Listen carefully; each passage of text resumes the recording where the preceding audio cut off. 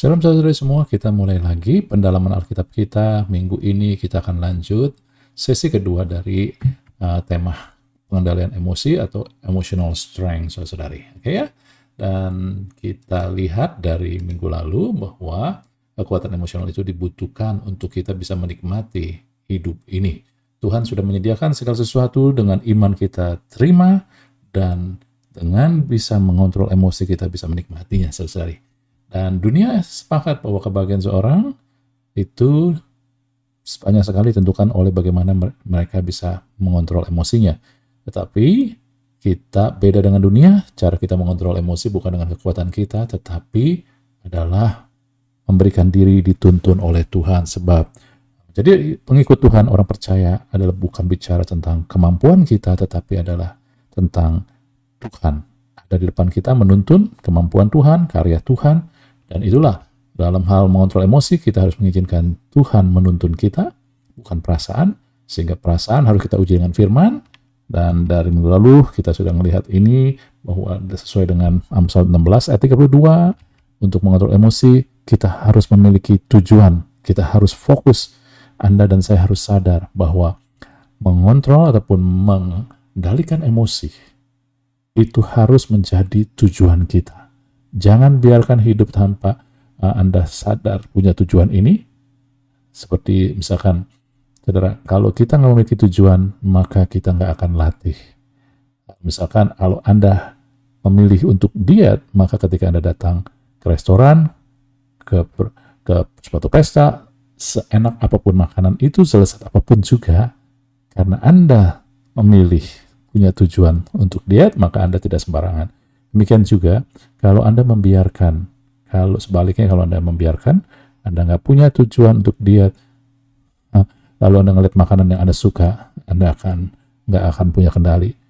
Kalau Anda juga nggak punya tujuan untuk mengendalikan emosi, maka ketika ada keadaan yang menekan, maka emosi kita bisa meledak. Yang kita maksud emosi ini bukan hanya marah, saudara, tetapi juga semua. Takut, khawatir, kecewa, terluka, saudara. Dan sebab itulah kita perlu latih. Ya, emosi itu seperti otot, perlu dilatih. Oke. Dan dari minggu lalu kita sudah melihat 3 hal ini dari 3 tokoh. Sarah yang labil emosinya, tetapi Tuhan gak pernah meninggalkan dia. Anda boleh lihat dari bahan yang minggu lalu. Ini hanya rekap saja, saudara. Maria, ibu Yesus, bagaimana dia menghadapi perubahan yang tiba-tiba, sesuatu yang berat. Bagaimana dia menghadapinya. Kemudian adalah wanita pendarahan yang 12 tahun tubuhnya nggak pernah sehat, lalu tapi dia mengalami kendala, halang secara sosial, secara materi, secara finansial, secara juga spiritual, juga secara emosional, saudara-saudari, semua dia mengalami kendala, tetapi dia akhirnya keluar dari itu, dia diselamatkan menjadi manusia seutuhnya. Ya, karena Tuhan bekerja memang, tetapi dia pun belajar mengontrol emosinya, saudari. Karena bagi orang-orang yang mengalami tekanan begitu besar, begitu lama, emosinya akan dibuat terkuras. Tapi bagaimana dia belajar untuk mempercayakan jujur di hadapan Tuhan. Oke? Dan minggu ini kita belajar lagi dari tokoh lain. Kenapa? Kita masih melihat tokoh-tokoh lain. Saudara-saudari, kita harus sadar bahwa Alkitab berhubungan dengan manusia, yang dipulihkan manusia, dan salah satu bagian penting dari manusia adalah emosi, bagian jiwa ini. Dan emosi ini adalah bagian dan pendomain dari kehendak bebas. Oleh sebab itulah harus terus disadarkan kepada kita, karena itu adalah domain daripada pilihan kita. Oke ya, jadi sebab itulah harus kita dengungkan terus. Nah, kita akan belajar dari tokoh Hana, saudara. Hana ada di dalam 1 Samuel 1 ayat 2. Hana ini adalah istri dari Elkana, dan Elkana punya 2 istri. Karena dari Hana dia nggak punya anak, maka dia menikah lagi dengan Penina, saudari. Ya, jadi ini jadi dia punya saingan, gitu. Kalau kita bilang sekarang mungkin istri muda daripada Elkana, saudari.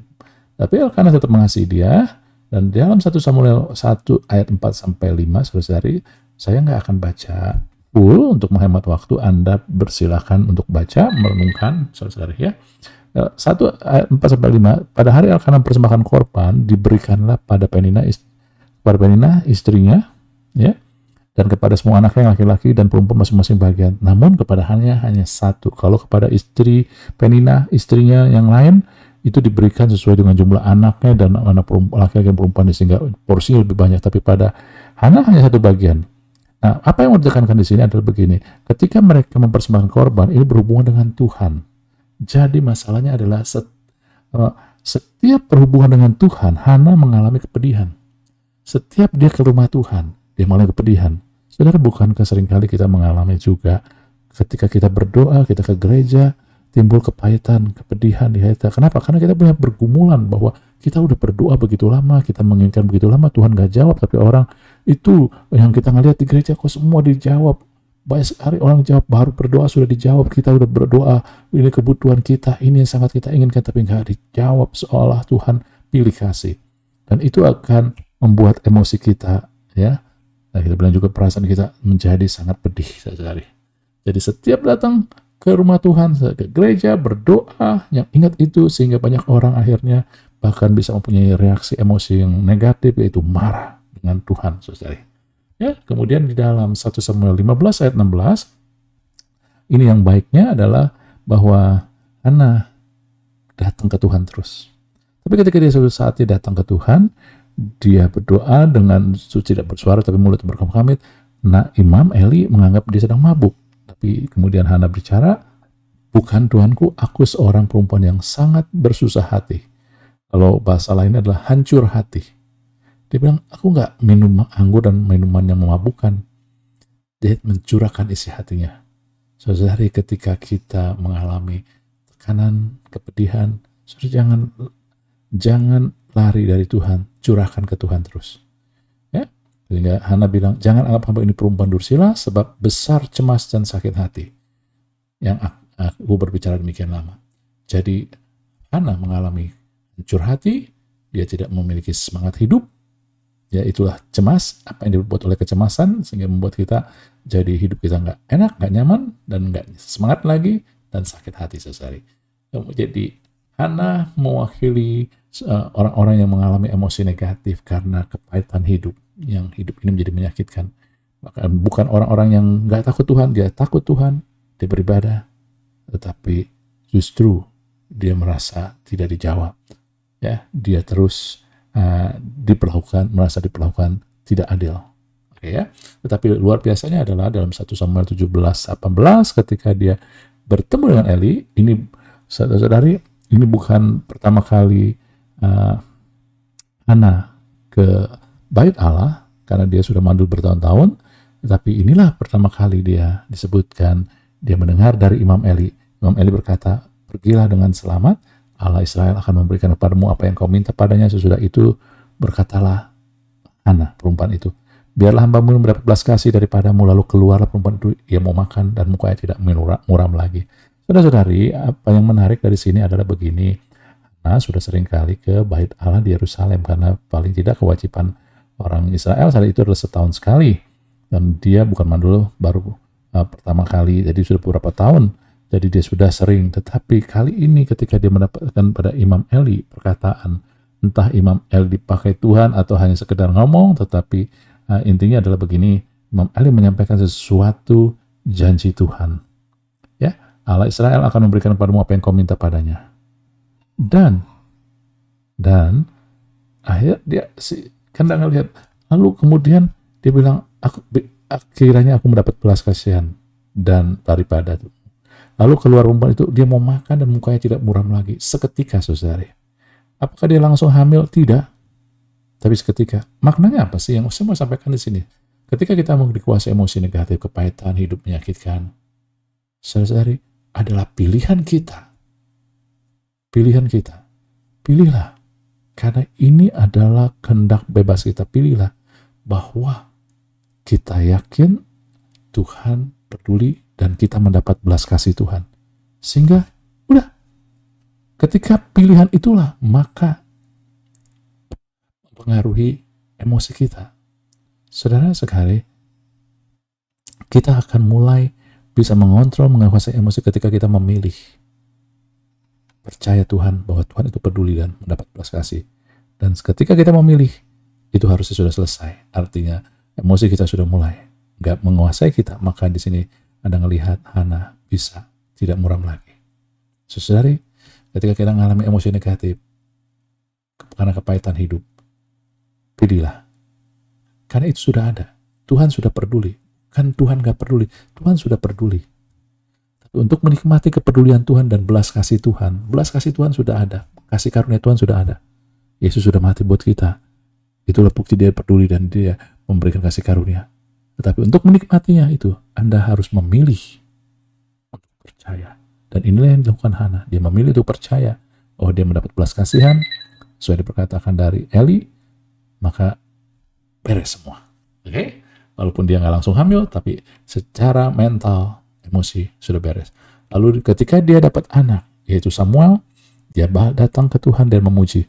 Dia katakan Tuhan itu maha tahu dan oleh dia perbuatan-perbuatan diuji. Yang mau dikata kemudian dilanjutkan lagi dari ayat 5. Siapa yang kenyang dulu sekarang menyewakan diri karena makanan. Jadi dulu kenyang, sekarang susah. Tapi orang dulu lapar, sekarang berlimpah. Orang yang mandul, sekarang punya 7 anak. Tapi dulu yang banyak anak, jadi layu. Apa maksudnya? Bukannya dia mau supaya orang yang dulu baik jadi jelek? Ya, bukan itu. Tetapi dia mau katakan apalah? Pertama, dia mau katakan Allah itu maha tahu. Ya, Allah itu maha tahu. Yang kedua, dia mau katakan adalah apa yang dia alami saat ini adalah suatu proses untuk mendapatkan yang baik pada akhirnya. Amin. Inilah. Jadi Hana mulai mengerti, melihat ketika dia mulai mengendalikan emosi, dia mulai lagi mendapatkan hikmat ataupun bisa terbuka mata hatinya bahwa apa yang dia alami adalah suatu proses yang pada akhirnya akan membawa kebaikan. Dan dia makin tenang, makin bisa menguasai emosinya, saudari. Karena seringkali kita, manusia itu pola pikirnya, constraint-nya dibatasi waktu. Tapi Tuhan enggak. Tuhan bergerak berdasarkan purpose, tujuan, saudari. Jadi ketika tujuan itu mendapatkan wadah, maka itu akan terjadi, saudari. Bukan soal waktu. Anda melihat kan, ya, tiba-tiba Yesus sampai ke seberang, tiba-tiba air menjadi anggur, tiba-tiba 5 roti menjadi 2 ikan. Kalau manusia secara itu kan harus ada waktu proses untuk air menjadi anggur, untuk sampai ke tempat tujuan, ya, ataupun juga 5 roti 2 ikan untuk bermultiplikasi. Tetapi Yesus nggak dibatasi waktu, tetapi pada tujuan. Saudara, demikian juga kehidupan kita. Ketika kita mulai fokus pada waktu, kita akan mulai, Tuhan udah 12 tahun, udah begitu lama aku minta, udah umur kita segini, kita sudah tua, kita bilang kayak begitu. Tetapi saudara harus tahu, Tuhan tidak bergerak dengan itu. Tuhan bergerak berdasarkan tujuan. Ketika Anda mengerti Tuhan, kau punya tujuan, oleh sebab itu saya harus menyiapkan wadahnya. Kau punya tujuan memberkati kami, maka kami harus menyiapkan wadahnya. Semakin kita bergerak dengan tujuan, maka kita akan mempercepat sesuatu terjadi. Karena bukan tentang Tuhan mau berikan apa tidak, tetapi wadahnya siap apa tidak. Karena tujuan dia adalah memberkati Anda. Bagian kita adalah kerjasama sama dia, menyiapkan wadahnya. Dan salah satu bagian wadahnya adalah mengontrol emosi ini. Amin, saudara. Orang yang bisa mengontrol emosi, maka ketika berkat datang, berkat itu tidak membahayakan dia.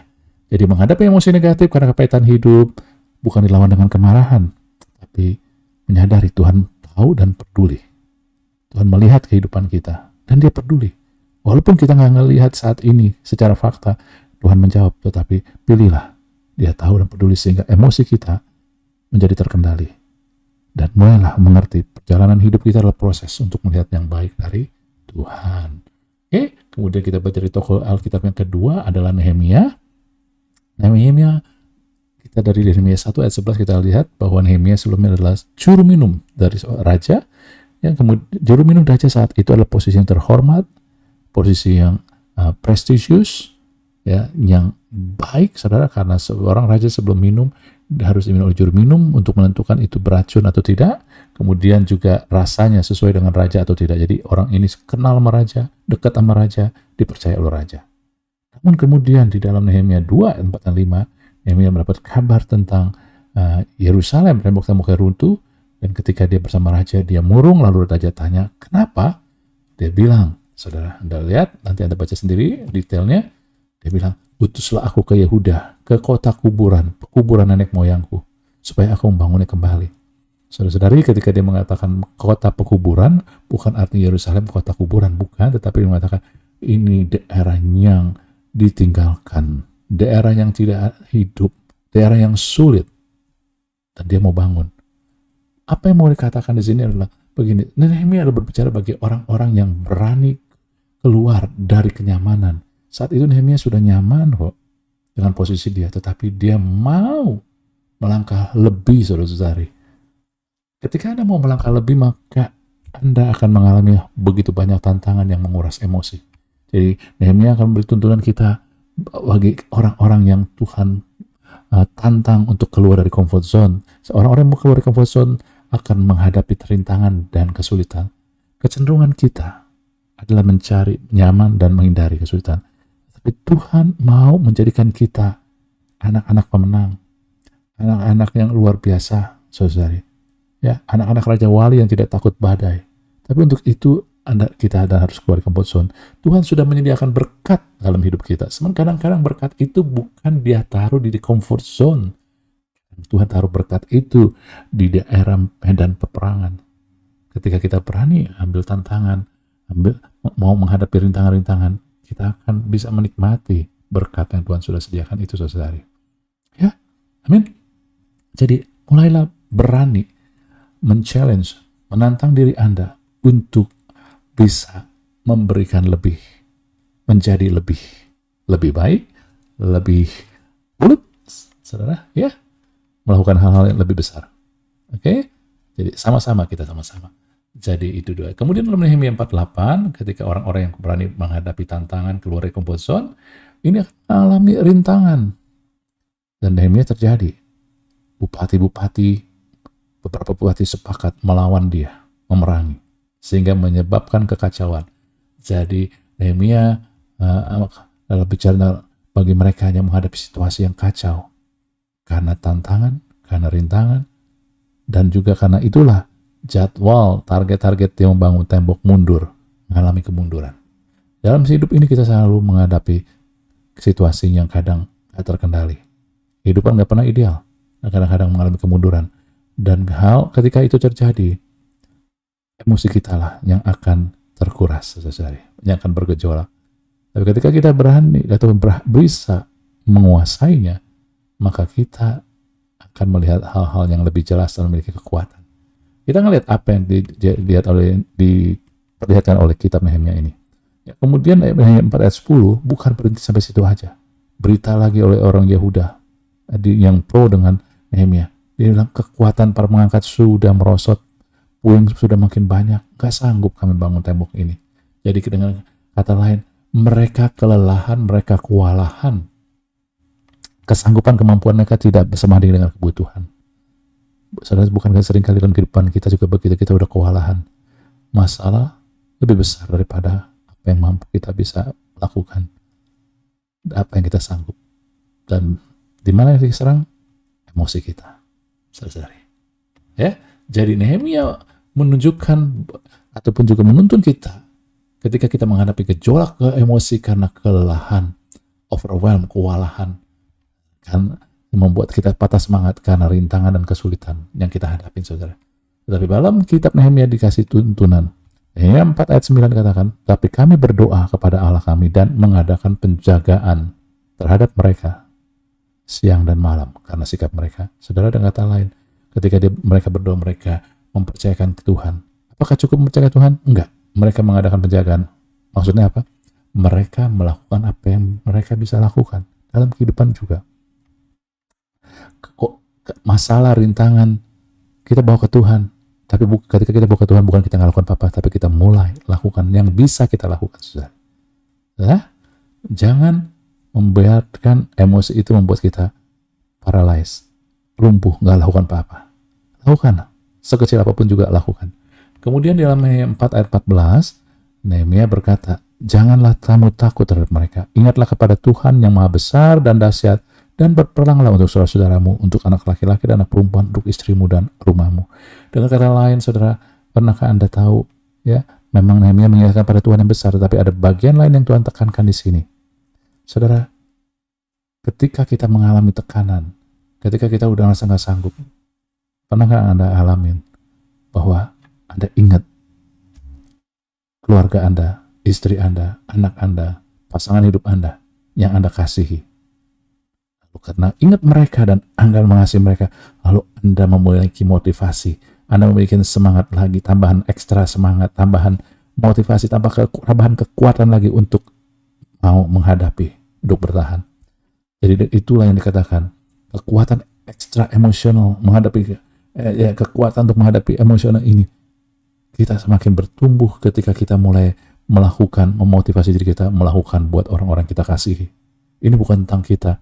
Paulus berkali-kali, dia seringkali dibilang, buat dia lebih baik mati keuntungan ketemu Tuhan. Tetapi karena kamu, ya karena orang-orang yang dikasihi, dia rela menghadapi tekanan-tekanan. Dia sanggup menghadapi tekanan-tekanan. Saudara, demikian juga kita. Ketika kita merasa semua tentang kita, akhirnya kita lelah, kita give up, gampang menyerah. Tapi kita memikirkan, kalau saya menyerah, anak-anak saya bagaimana? Pasangan hidup saya bagaimana? Orang tua saya bagaimana? Saudara saya bagaimana? Maka Anda mendapatkan kekuatan untuk bertahan dan maju. Amin. Itulah, saudara, mengontrol gejolak emosi karena kelelahan, patah semangat, saudara, karena rintangan dan kesulitan hidup, bukan dengan lari, tidak mau hadapi, tetapi sertakan Tuhan, lakukan bagian kita, saudara. Lalu kemudian Anda dan saya lakukan juga demi orang-orang yang kita kasihi. Amin. Tokoh terakhir yang kita pakai adalah Yusuf, saudara-saudari. Dari Yusuf kita lihat dalam Yusuf 3 ayat 37 ayat 11, Yusuf mengalami, saudara-saudara Yusuf iri hati kepada Yusuf, sehingga akhirnya Yusuf dijual, saudara-saudari ya. Nah inilah ketika yang dialami Yusuf adalah kecemburuan atau iri hati yang begitu derajatnya luar biasa, sehingga mereka berusaha menghilangkan Yusuf. Yusuf mau dibunuh, bahkan akhirnya tidak tadi karena mereka akhirnya hanya menjual Yusuf, saudara. Dan Anda bayangkan emosi daripada Yusuf ketika menghadapi itu. Dan ketika dia dibuang, kemudian dia mengalami juga di dalam Kejadian 39 ayat 19-20 bahwa orang yang dia selama ini layani, yaitu Potifar, kemudian istri Potifar memfitnah dia. Dan Potifar dengerin dia. Saudara, Yusuf mengalami difitnah secara keji. Kenapa difitnah secara keji? Karena selama ini dia melayani kok. Dia setia kepada Potifar, tetapi dikhianati, difitnah. Saudara, bukankah kita sering juga? Kita sudah baik sama orang itu, tapi kita dijelek-jelekin di belakang kita. Kita dijatuhin di belakang kita. Saya bilang ini keji, saudara. Perbuatan yang keji. Di gereja banyak. Sehingga banyak orang-orang luka ketika tanpa menyadar, karena mereka nggak punya tujuan untuk melatih emosi mereka, sehingga mereka gampang terluka. Di gereja kita seringkali, di belakang kita di ngomongin, dijelek-jelekin, ditikam dari belakang, saudara. Di tempat kerja juga sama. Di tempat usaha pun juga sama, saudara. Ini keji. Tapi kita nggak boleh kalah. Nggak boleh kalah artinya bukan kita melawan. Kita harus mengontrol, mengendalikan emosi kita. Ya. Tetapi kemudian Yusuf kembali. Ketika dia mengartikan mimpi dari juru minum, dan dia minta juru minum ingat dia karena dia masuk penjara karena dia nggak bersalah, dia hanya difitnah, tapi juru minum itu lupa, saudara. Saudara, dia dilupakan kebaikannya. Kalau yang melupakan itu nggak punya kemampuan untuk menolong dia, sih nggak ada masalah. Tapi yang melupakan itulah orang yang pernah dibantu dan mampu menolong dia.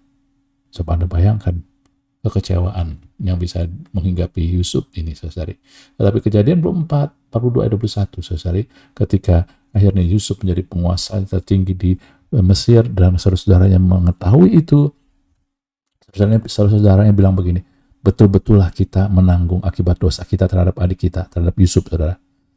Karena mereka membuang Yusuf ke sumur. Bukankah kita melihat bagaimana sesak hati Yusuf ketika di dalam sumur ia memohon belas kasihan kepada kita, tetapi kita tidak mendengarkan permohonannya. Anda melihat sakit hatinya Yusuf. Dia mohon bukan kepada orang lain, kepada saudara-saudaranya yang dia kasihi. Kalau orang lain berbuat jahat, nggak apa-apa. Ini saudara-saudaranya, dia mohon. Ini tentang hidup dan mati. Tapi saudara-saudaranya nggak peduli. Bagaimana sakit hatinya, pahitnya Yusuf ini, saudara. Akibat kebencian dari saudara-saudaranya. Kebencian yang luar biasa. Jadi Yusuf menggambarkan gejolak emosi karena kepahitan hidup yang dalam. Karena ketidakadilan dan kebencian yang dialami dari seseorang. Oleh seseorang, saudara.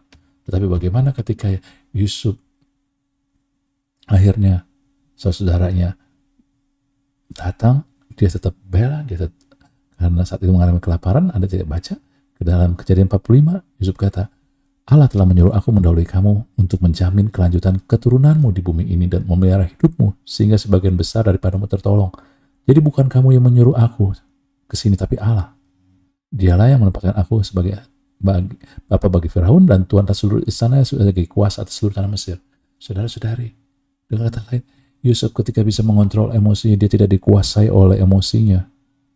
Dia tidak dikuasai oleh kepahitan, mau balas dendam. Dia mulai melihat bahwa selalu ada tujuan Tuhan dalam kepahitan hidup ini. Saudara, ketika hanya fokus pada kepahitan hidup, apa yang diperbuatan orang, Anda sedang melihat, sedang dibutakan. Emosi itu membutakan Anda melihat apa yang Tuhan kerjakan. Saudara, kehidupan orang percaya harus berfokus pada apa yang Tuhan kerjakan. Bukan orang lain kerjakan, bukan keadaan lakukan pada Anda, tapi apa yang Tuhan kerjakan pada Anda. Maka Anda akan melihat selalu ada tangan Tuhan, bahkan di dalam kepahitan hidup ini. Bahkan dalam Kejadian 50 ayat 20-21 setelah Israel meninggal, bahwa saudara-saudara takut Yusuf akan balas dendam ketika bapak yang gak ada, tapi Yusuf menenangkan mereka. Setelah Anda melihat, dia berkata, kamu merekarkan yang jahat terhadap aku, tapi Allah merekarkan yang untuk kebaikan. Dia sudah ngerti, selalu ada tujuan. Tuhan ubah kejahatan jadi bawa kebaikan.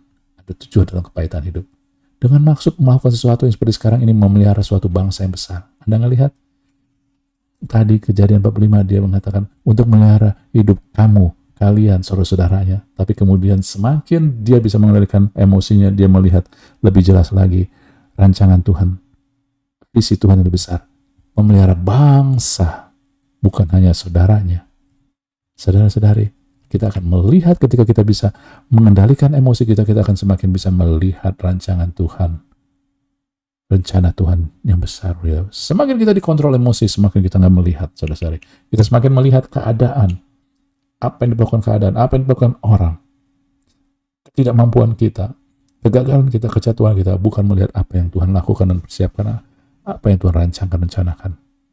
Dan Yusuf tidak berhenti situ aja. Ini yang Tuhan mau sampaikan.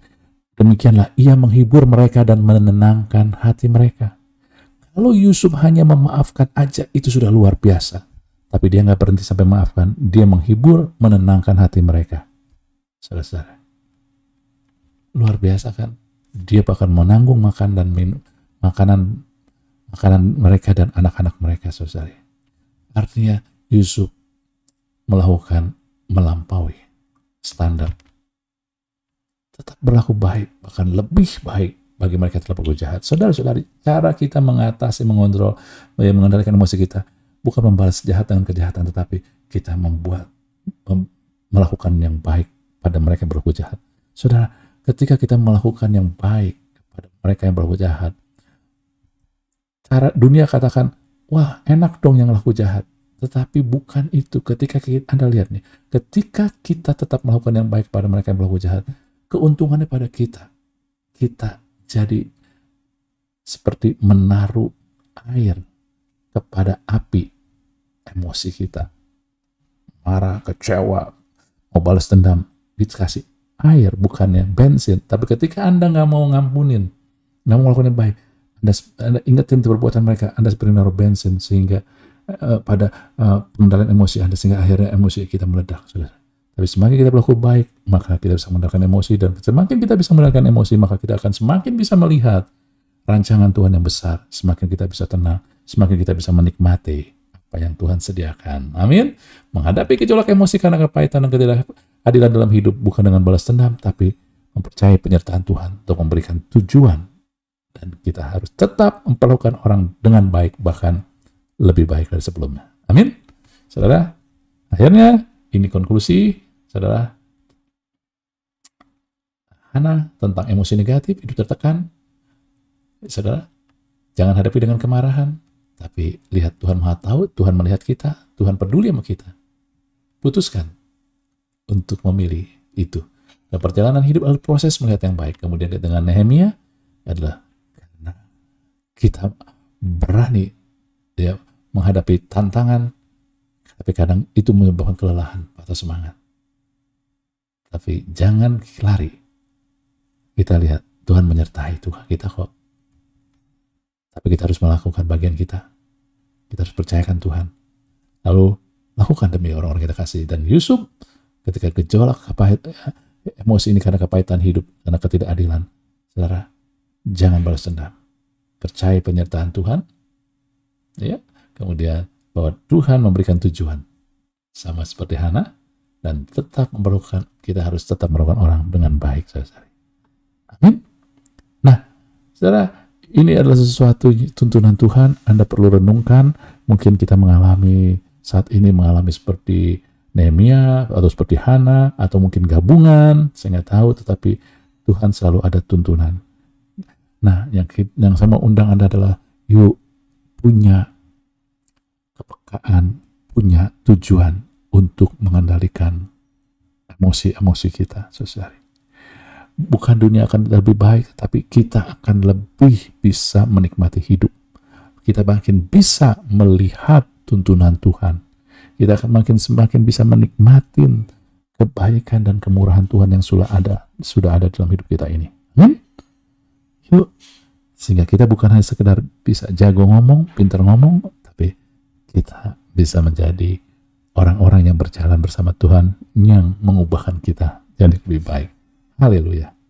Tuhan memberkati kita semua. Amin.